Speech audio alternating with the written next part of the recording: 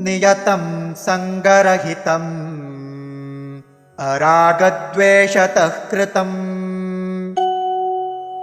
अफलप्रेप्सुना कर्म यत्तत् सात्विकमुच्यते।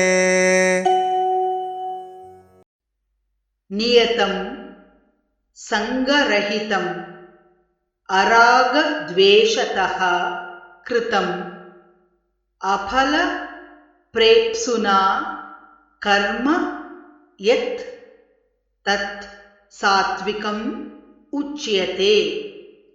नियतं संगरहितम् अरागद्वेषतः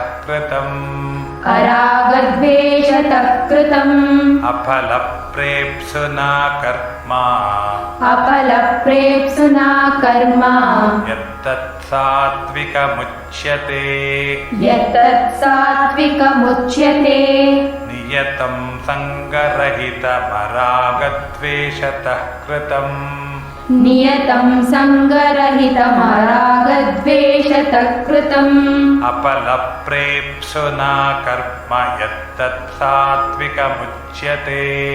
अफलप्रेप्सुना कर्म यत्तत् सात्विकमुच्यते।